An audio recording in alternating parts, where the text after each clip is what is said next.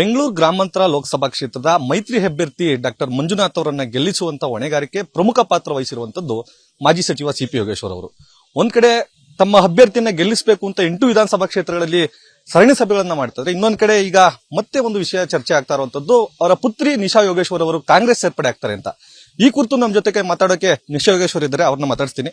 Madam, ಕಾಂಗ್ರೆಸ್ಗೆ ಯಾವಾಗ ಸೇರ್ಪಡೆ ಆಗ್ತಾ ಇದ್ದೀರಾ?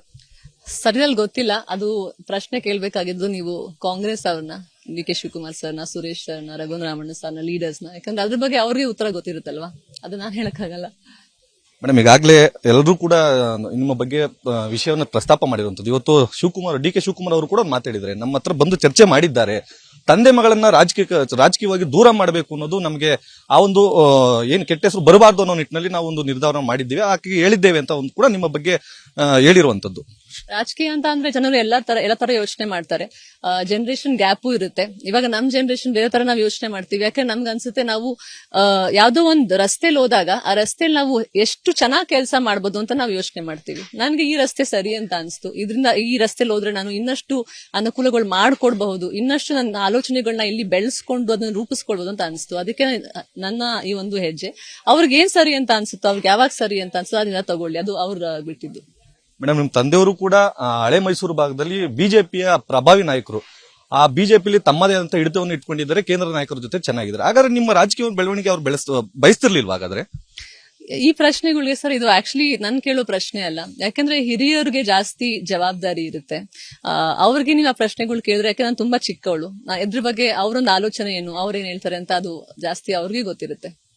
ಈ ಕಾಂಗ್ರೆಸ್ ಸೇರ್ಪಡೆ ಬಗ್ಗೆ ತಮ್ಮ ತಂದೆಯವ್ರ ಜೊತೆ ಏನಾದ್ರು ಮಾತಾಡಿದ್ರಾ? ಏನ್ ವಿಚಾರ ಪ್ರಸ್ತಾಪ ಮಾಡಿದೀರಾ? ನಾವು ಹೋಗ್ತಾ ಇದೀವಿ ಇನ್ನೊಂದು ವಿಚಾರನ. ಏನ್ ಸರ್, ಫ್ಯಾಮಿಲಿ ಅಂತಾನೆ ಎಲ್ಲ ಮಾತಾಡೋದು ಸರ್. ಇವಾಗ ನೀವು ನಿಮ್ಮ ಮಕ್ಳ ಜೊತೆ ಮಾತಾಡ್ತೀರಲ್ವಾ? ಎಲ್ಲ ಮಾತಾಡಿನೇ ಒಂದ್ ನಿರ್ಧಾರಕ್ಕೆ ಬರೋದು. ಯಾರು ಸುಮ್ನೆ ದಿಢೀರ್ ಅಂತ ಒಂದ್ ನಿರ್ಧಾರಕ್ಕೆ ಬರಲ್ಲ. ಆದ್ರೆ ಹೇಳ್ದಂಗೆ ಯಾವತ್ತು ನಮ್ ಜೀವನದಲ್ಲಿ ನಮ್ಮ ವೃತ್ತಿ ಜೀವನ ಸೆಪರೇಟ್ ಆಗಿರುತ್ತೆ, ನಮ್ಮ ವೈಯಕ್ತಿಕವಾದ ನಿರ್ಧಾರಗಳು ಸೆಪರೇಟ್ ಆಗಿರುತ್ತೆ. ಹಾಗೆ ನಂದು ಈ ಒಂದು ನಿರ್ಧಾರ. ಮೇಡಮ್, ಈಗ ಮೈತ್ರಿ ಅಭ್ಯರ್ಥಿ ಡಾಕ್ಟರ್ ಮಂಜುನಾಥ್ ಅವ್ರನ್ನ ಗೆಲ್ಸ್ಬೇಕು ಅನ್ನೋ ಒಂದು ನಿಟ್ಟಿನಲ್ಲಿ ಎಲ್ಲಾ ಕಡೆ ಕೂಡ ನಿಮ್ಮ ತಂದೆಯವರು ಓಡಾಡ್ತಾ ಇರುವಂತದ್ದು.